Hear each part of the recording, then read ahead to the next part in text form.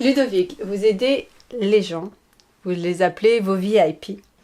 Mais comment les aidez-vous concrètement? Et pourquoi on doit devenir finalement un VIP chez Ludovic Boucard? Alors comment j'accompagne mes VIP, comment j'aide les gens qui viennent à ma rencontre? Tout d'abord peut-être ou simplement en leur apprenant à mieux se connaître. Je m'aperçois au fur et à mesure du temps qu'on ne se connaît pas, qu'on se connaît mal, que l'on n'agit pas suffisamment bien pour soi souvent.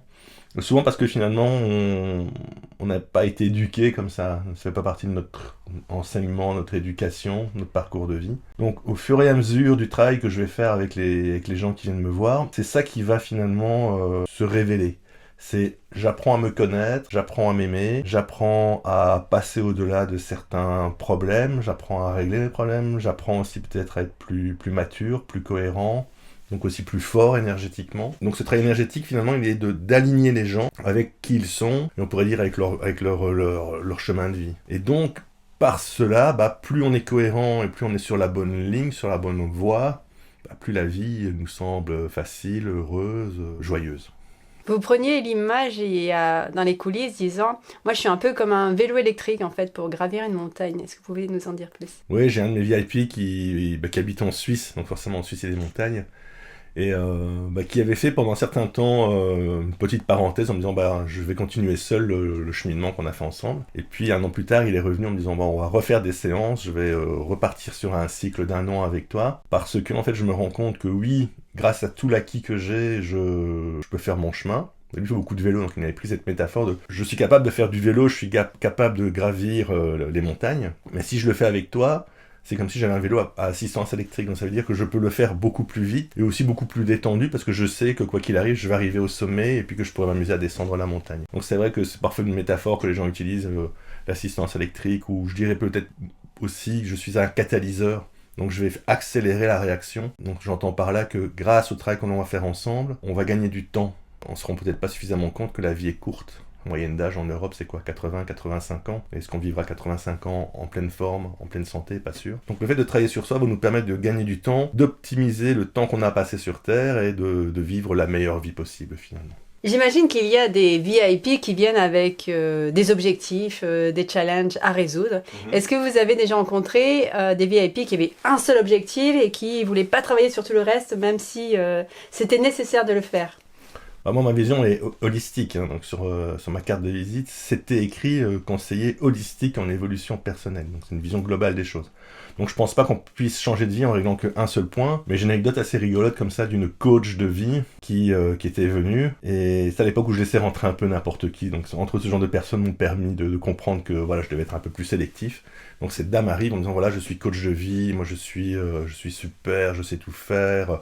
J'ai aidé des milliers de personnes, bon voilà, il y en a beaucoup comme ça, et j'ai un problème. Et donc je suis venu parce qu'on m'a dit que vous saviez faire des miracles pour que vous me régliez ce problème. Et quand je lui ai expliqué que je ne pouvais pas régler ce problème parce que c'était pas comme ça que les choses fonctionnaient dans la vie et qu'il fallait prendre les choses de manière plus globale, et que si elle avait ce problème, c'était certainement à cause d'autres raisons. Elle était très très vexée, elle s'est levée, elle est partie. Voilà pour l'anecdote rigolote où les gens viennent avec un problème à régler absolument. Parfois, j'ai des gens qui viennent justement avec une problématique particulière, parce que c'est quelque chose qui à ce moment-là les tracasse, les perturbe, etc. Et souvent pour moi, ça va me servir de porte d'entrée, où en fait c'est le moyen qu'on a utilisé pour se rencontrer. Donc je viens voir Ludovic Boucard parce que je suis en burn-out par exemple. Ok, donc les gens viennent me voir en disant voilà, je viens vous voir parce que j'ai un burn-out, ça fait 6 mois que je suis en arrêt de travail. Donc mon but à moi, ça va pas être de régler le burn-out. Mon but ça va être de faire en sorte que après notre collaboration, cette personne puisse avoir une vie meilleure. Qui passera par je suis sorti de mon burn-out. Mais qui passera aussi par j'ai compris pourquoi j'étais en burn-out, j'ai compris que je devais faire d'autres choix.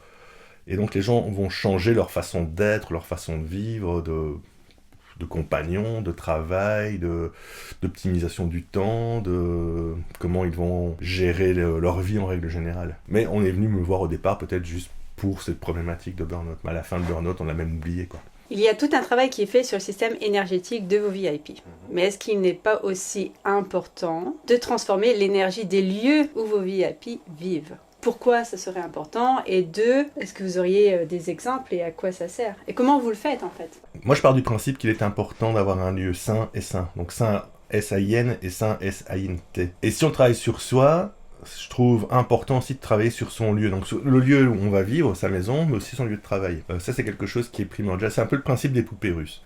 Donc si je vais bien énergétiquement, si je fais un travail énergétique sur moi, si j'essaye de m'améliorer, d'être en phase avec moi, il serait un peu stupide de ne pas vivre dans un lieu qui est en phase avec finalement les énergies positives, qui est un lieu aligné, voire un lieu sacré presque. Donc ça c'est quelque chose que j'ai compris, et d'ailleurs j'ai commencé quelque part ma pratique par là, parce que avant de m'occuper des gens, je m'occupais beaucoup des lieux, donc d'abord en cherchant les sources, puis en faisant de la géobiologie. Donc j'ai toujours cet aspect-là finalement dans ce que je propose dans mes services. C'est l'harmonisation des lieux, la géobiologie, donc nettoyer un lieu énergétiquement et créer un lieu énergétique sain, propice justement à un épanouissement, à un équilibre, propice à la vie. Ça c'est une des choses que je recommande.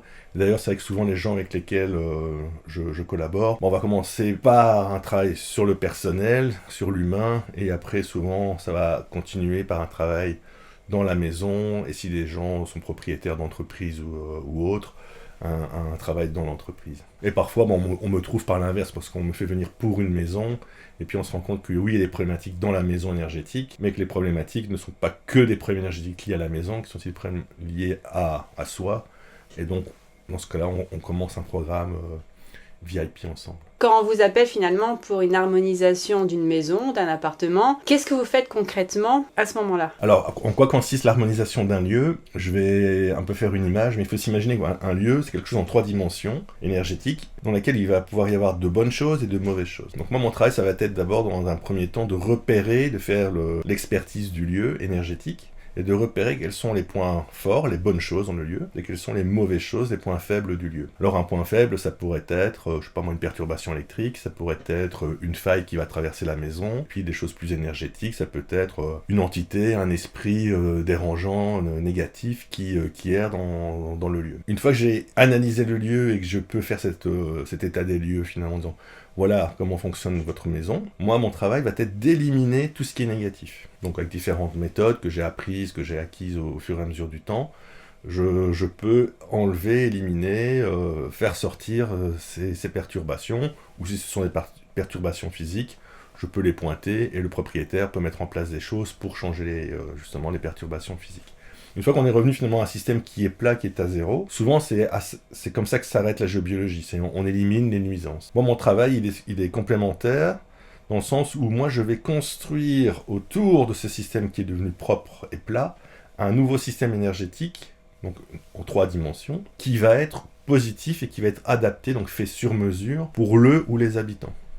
Donc on ne va pas harmoniser, créer un système énergétique pour une habitation, de la même manière que si on vit seul dans sa maison par exemple, que pour une famille de 4 personnes. Et on ne va pas adapter l'énergie d'une maison d'une famille de 4 personnes où les 4 habitants quittent la maison chaque jour pour aller à l'école et travailler, ou une habitation où, j'en sais rien, maman reste à la maison, et papa travaille en télétravail, par exemple. Donc là, je vais adapter le lieu aussi différemment. En fonction de l'aménagement des pièces, je vais, moi, travailler et harmoniser chaque pièce séparément, et adapter chaque pièce à son usage. Donc ce qu'on va y faire et qui va être dans la pièce. Donc c'est à chaque fois un travail sur mesure qui va être fait pour que les personnes se sentent bien dans leur maison, et souvent si on fait un travail d'harmonisation personnelle, ça va venir s'ajouter au travail d'harmonisation de la maison. Bon alors j'ai une anecdote rigolote par exemple sur l'harmonisation d'une maison.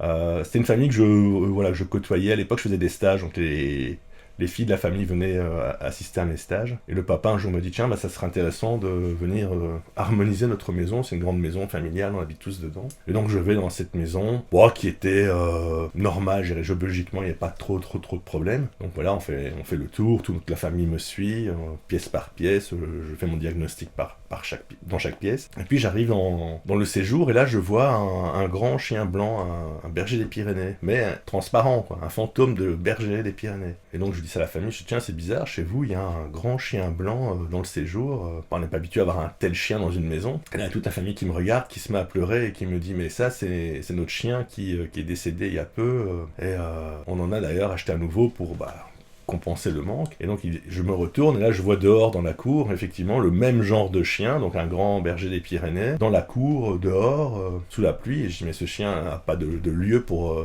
se reposer, pour dormir, pour se mettre à l'abri. Si, il y a une remise qui est prévue pour le chien avec un panier, mais il refuse de rentrer, donc il reste dehors. Donc j'essaie de comprendre pourquoi ce chien reste dehors.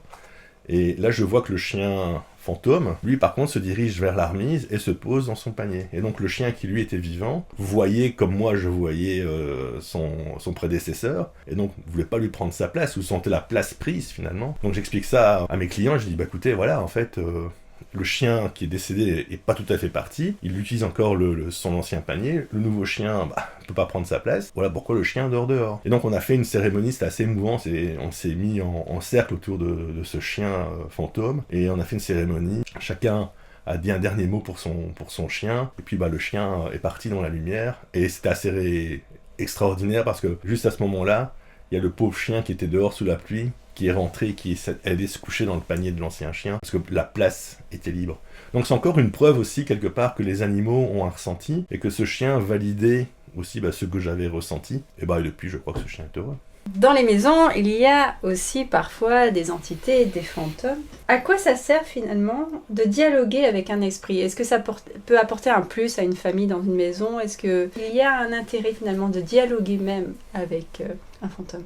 C'est une bonne question. Je dirais qu'il y a plusieurs intérêts. Il y a l'intérêt peut-être, si on est dérangé par un fantôme, de lui dire qu'il nous dérange et de lui faire comprendre, et peut-être ainsi de lui permettre de partir ou de lui demander de partir parce qu'il nous gêne. Parfois ça marche. L'autre intérêt de dialoguer avec un esprit, avec un fantôme, c'est d'apprendre des choses. Moi c'est souvent comme ça que j'apprends des choses. Donc je discute avec une entité qui va me donner des informations sur le lieu, sur l'histoire, sur les habitants, sur quelque chose parfois de caché dans le lieu, qui nous permet de le retrouver ou d'avoir une preuve de quelque chose. Donc c'est intéressant de discuter avec un fantôme. Bon après faut-il encore discuter pour pouvoir comprendre ce qu'il nous dit, hein. Ça c'est la difficulté parfois de la chose. Pour ceux qui sont capables d'entendre, de comprendre ce que peut leur dire un fantôme, c'est parfois très intéressant parce que souvent ils sont aussi une mine d'informations. Donc moi j'ai appris des choses, par exemple sur la géobiologie ou quand je cherchais des sources quand j'étais adolescent, grâce à des entités. Ouais. Oui, j'ai une belle anecdote au sujet comme ça de l'intérêt de discuter avec un fantôme. Donc un fantôme, je répète, c'est un humain décédé qui n'est pas parti, donc qui erre encore entre le monde des vivants et le monde des morts. Un jour, j'étais dans une maison pour une expertise géobiologique, et le papa venait de décéder. Donc bon, évidemment, c'est un drame, les gens étaient tristes, la famille était là. Et quand je rentre dans la maison, je vois le père décédé assis dans le fauteuil, et en plus, je connaissais ce monsieur.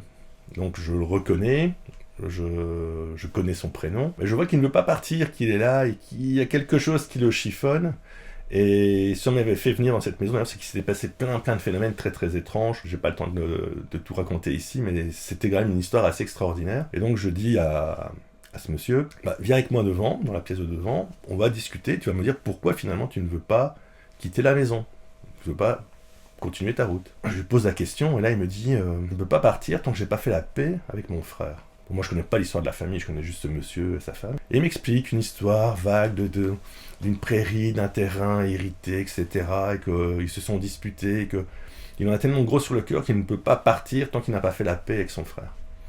Bon, donc moi je reviens dans la pièce où toute la famille m'attendait avec curiosité. Je leur dis ça, je dis voilà, votre papa m'a dit que ne pouvait pas partir tant qu'il n'a pas fait la paix avec son frère. Et là, tout le monde se met à pleurer, les gens disent « Oui, mais c'est tonton, je ne me rappelle plus son nom, peu importe.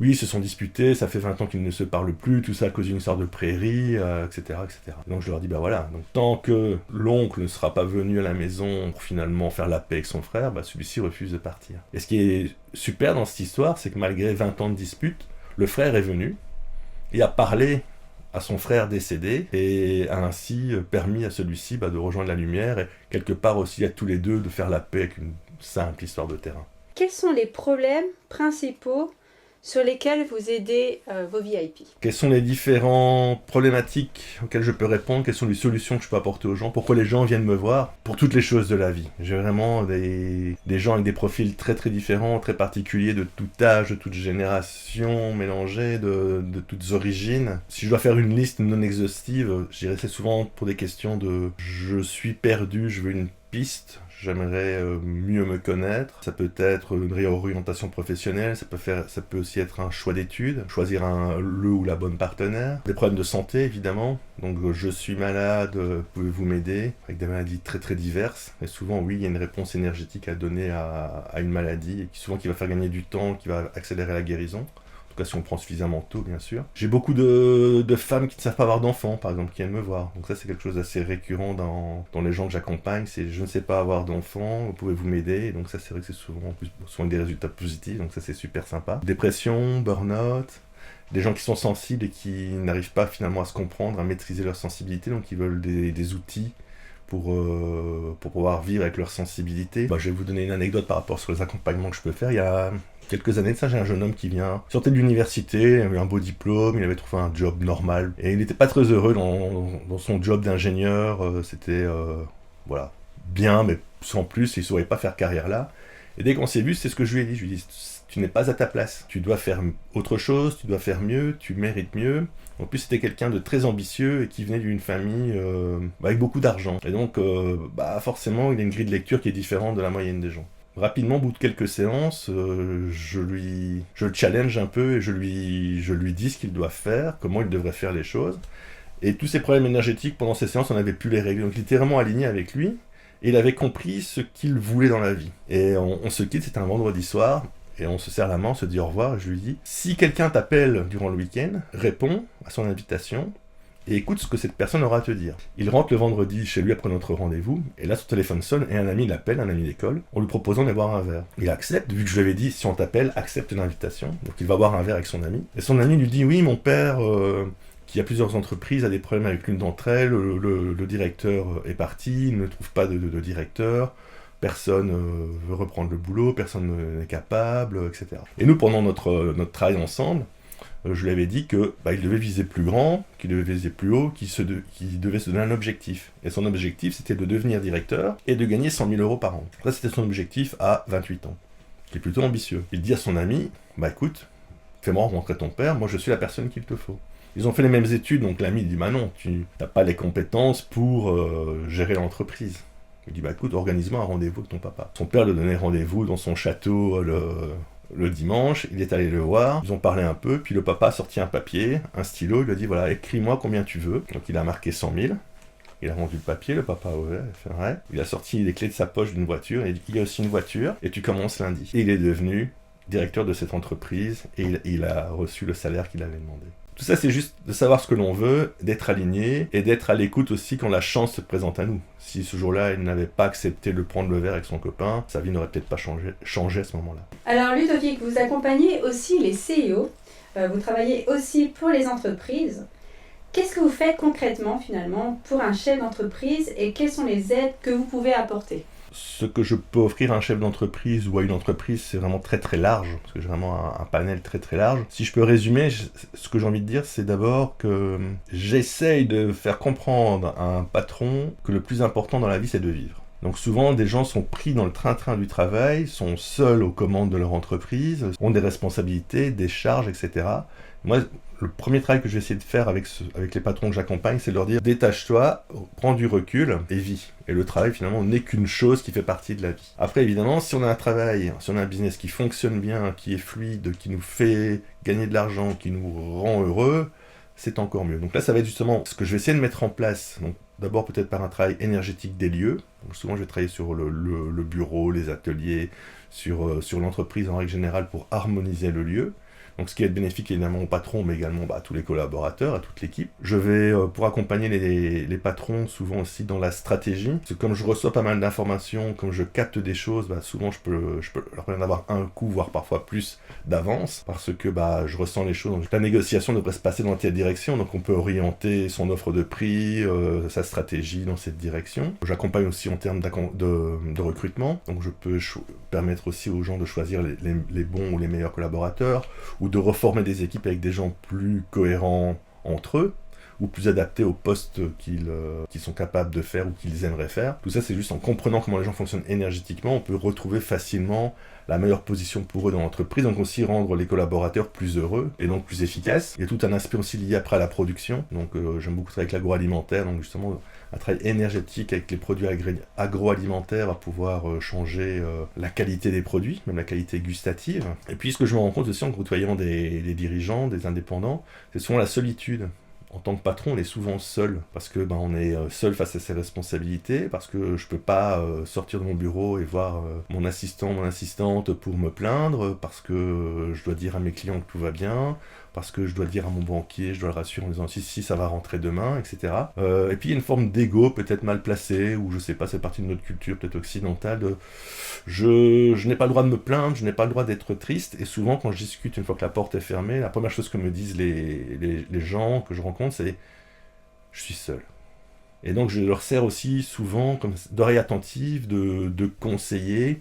Donc je suis un peu leur bras droit énergétique, la personne à qui finalement ils peuvent se livrer, et pas que, vu que moi je leur donne en retour aussi beaucoup de conseils. Donc ces conseils vont leur permettre de gagner du temps, de gagner de l'argent, de trouver plus de bonheur, plus de réalisation personnelle. Finalement c'est ça le but de ma vie, c'est ça le but de ma mission si je vais dans une entreprise, c'est que finalement les gens puissent être beaucoup plus en harmonie, beaucoup plus en cohérence avec qui ils sont et pourquoi ils font leur métier.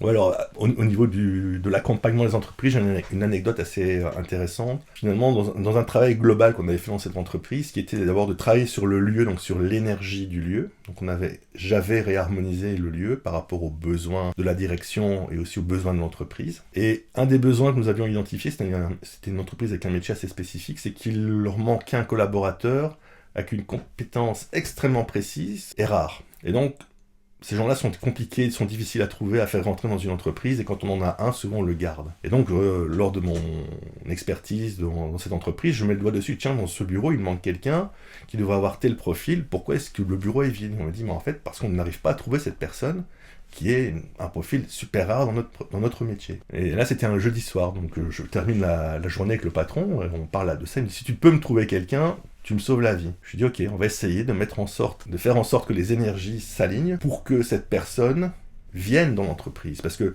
la chercher, c'est compliqué, vous n'arrivez pas à la trouver. Donc on va prendre la posture inverse, on va faire venir la personne dans l'entreprise. Et donc le lieu qui était destiné à cette personne, je le modifie énergétiquement, quelque part en créant une place confortable, agréable, et en laissant en sorte fuiter cette information, pour que celui ou celle qui cherche un poste comme ça, puisse se dire, tiens, dans cette boîte, il y a peut-être un travail pour moi. C'est le jeudi soir. Le vendredi matin, quelqu'un vient se présenter à la réception. Le lundi matin, le patron m'appelle en me disant, écoute Ludovic, vendredi, je n'y croyais pas, mon assistante n'y croyait pas, quelqu'un est venu spontanément avec un CV à la réception, qui vient de la concurrence, qui correspond exactement au poste dont nous avons parlé jeudi, et qui a demandé si on pouvait l'engager, parce que dans l'entreprise où il était, il ne se sentait pas bien, il ne voyait plus de marge de progression, et donc il cherchait autre chose de mieux. Et il se demandait si par hasard, chez nous, un poste comme celui-là était libre. Donc nous l'avons engagé, et évidemment mon client, le patron de cette entreprise, n'en revenait pas. Et ce qui est intéressant, c'est qu'on avait en plus fait en sorte que l'environnement soit super positif pour ce nouvel arrivant, c'est que très rapidement, le nouvel arrivant est terminé numéro 2 de l'entreprise. Alors, on parle d'entreprise maintenant, et vous offrez aussi la possibilité d'harmoniser les lieux des entreprises. Alors, ma première question, finalement, c'est quoi une harmonisation des lieux dans une entreprise ? L'harmonisation des lieux dans une entreprise, c'est un peu la même chose que pour l'harmonisation d'un lieu de vie, mais évidemment adapté au monde de l'entreprise. Donc, je ne vais pas harmoniser un bureau comme je vais harmoniser une maison. Quand j'ai harmonisé, ça veut dire nettoyer le lieu, éliminer les nuisances énergétiques, et après venir reconstruire dessus un système énergétique positif qui correspond à l'usage du lieu. Donc dans une entreprise, évidemment, je vais faire ce travail adapté au métier et à la philosophie de l'entreprise. Donc ça passe d'abord par une grande discussion, une visite des lieux et une compréhension de la philosophie de la maison, pour pouvoir ensuite faire mon travail en adéquation avec tout ça pour que l'énergie du lieu reflète la philosophie de l'entreprise et soit en adéquation avec l'usage du lieu. Donc on ne va pas aménager une boulangerie de la même manière que l'on va aménager un laboratoire de recherche, par exemple, énergétiquement. Donc on comprend maintenant comment vous transformez l'énergie des lieux, ce que vous faites, mais pourquoi une entreprise finalement aurait intérêt à faire appel à vos services pour harmoniser son entreprise? Alors, pourquoi faire appel à moi pour harmoniser son entreprise, son lieu de travail? Pour de multiples raisons. Déjà, il est important de travailler dans un lieu sain pour la santé physique, pour la santé émotionnelle et psychologique de tous les collaborateurs et du patron. Donc ça, c'est peut-être déjà la première raison. Si on a un lieu qui accueille du public, aussi pour que le public, justement, vienne et s'y sente bien, reste, si c'est un magasin que les gens achètent. Dans le secteur alimentaire, une harmonisation du lieu va permettre d'améliorer la qualité gustative, voire de conservation des produits. Donc là, je parlais de bière, de chocolat, de vin, par exemple. Le travail d'harmonisation des lieux peut permettre une meilleure cohésion de l'équipe. Cohésion de l'équipe, c'est-à-dire pour les gens qui sont présents. Ça veut aussi parfois dire que les gens qui n'ont plus rien à faire dans l'entreprise, qui la parasitent ou qui ne sont pas heureux, puissent la quitter. Et inversement, que des gens intéressants pour l'entreprise et intéressés par l'entreprise puissent rentrer dans l'entreprise et y trouver leur place en harmonie. Ça peut être aussi attirer le bon profil de collaborateurs. Donc mon travail énergétique a aussi un impact sur le recrutement. On fonctionne par résonance. Donc si un lieu me correspond énergétiquement, je vais être plus enclin à y rentrer. Alors ça peut être un restaurant ou un café. Quand je me promène dans la rue, je dis tiens, je vais plutôt aller boire un verre là que là. Mais c'est exactement la même chose pour une entreprise. Donc je peux me sentir attiré par une entreprise parce que elle a les mêmes valeurs que moi, parce que elle correspond à ce que je recherche dans ma réalisation professionnelle. Donc moi j'arrive à travailler là-dessus au niveau énergétique, donc à faire venir les bons collaborateurs et faire en sorte que les gens qui y travaillent s'y sentent bien. Ça c'est une des choses les plus importantes. Je vais pouvoir aussi travailler en modifiant un peu l'énergie du lieu sur l'ambiance générale, le ressenti général du lieu. Donc si un patron veut faire revenir ses collaborateurs dans les bâtiments et veut mettre fin au télétravail, il doit vous appeler? Si beaucoup de gens, il y a eu le Covid, mais si beaucoup de gens aujourd'hui ont déserté les bureaux et ne veulent pas y retourner, quand moi ces gens-là parfois viennent me voir en rendez-vous privé, ils ne veulent pas retourner au bureau, c'est souvent parce que dans le bureau on s'y sent mal, parce que le bureau n'est pas physiquement adapté à un vrai confort de travail, ou parce que ça se passe mal avec certains collègues. Si on harmonise le lieu, en fait, tous ces facteurs vont disparaître parce qu'on va avoir une équipe cohérente, on va avoir les bonnes personnes au sein de l'entreprise et les gens auront envie de rester. Et ce qui se passe aussi, c'est que comme on est bien et qu'on est cohérent dans son lieu, on travaille mieux et de manière plus efficace. Donc on n'est pas obligé de rester trop longtemps non plus au travail. On vient, on travaille bien, de manière efficiente, et puis on rentre reposé, en forme, léger à la maison. Alors j'ai une belle anecdote. Parce que souvent, j'entends parfois des gens qui me disent « Oui, mais ces énergies, ça n'existe pas. En fait, c'est parce que les gens y croient que ça fonctionne. » Quelque temps, j'ai travaillé dans une ferme. Donc là, du coup, je fumais les animaux. Et donc, en fait, le problème de cette ferme, c'est que ce sont des gens qui produisent du lait. Et ils avaient un problème de quantité. Donc, ils produisaient moins de lait que ce qu'ils devaient produire. Et de qualité du lait. Plus des problèmes sanitaires au niveau du troupeau. Que le vétérinaire n'arrivait pas à résoudre. Il ne comprenait pas pourquoi ces animaux avaient ces problématiques de santé. Donc, ils avaient un peu tout essayé. Changer l'alimentation des vaches, faire venir différents vétérinaires, etc. Et rien ne s'améliorait, que ce soit la santé ou la qualité du lait. Donc, dernier recours, qu'est-ce qu'on fait? On appelle Ludovic Boucard. Donc, je suis arrivé dans cette ferme. Là, je suis reçu par le père et le fils qui étaient plutôt ouverts et sympathiques et contents que je vienne peut-être leur trouver une solution. Et on fait le tour de l'étable. Je vois les vaches qui n'ont pas l'air très heureuses. Bon, après, c'est de l'élevage industriel, donc ces animaux sont jamais vraiment heureux, mais je vois les vaches là qui traînent un peu la patte. Il y a une drôle d'ambiance au sein de l'étable. Bon. Étrange. Donc je demande au père et au fils de me laisser seul pour la journée et je vais faire l'expertise, je vais essayer de trouver la cause de ces problématiques et si je la trouve, essayer de régler le problème à ma manière. Et rapidement, en me promenant autour de l'étable, je trouve qu'il y a une mauvaise ambiance. Il faut savoir que c'est une étable qui était toute neuve en plus, au milieu d'un champ, et dedans l'ambiance est encore plus chargée. Et là je commence à voir passer pas mal d'entités, pas mal de soldats anglais. Je dis, tiens, c'est bizarre qu'il y ait autant de soldats anglais. On a la frontière franco-belge, donc pendant la guerre, il y a eu beaucoup d'anglais qui se sont fait tuer par les Allemands à cet endroit-là. Le père et le fils reviennent, je leur dis, tiens, est-ce que vous êtes au courant de quelque chose? Parce que moi, ce que je ressens, une des premières manifestations négatives dans le lieu, c'est que des soldats anglais se sont fait massacrer ici.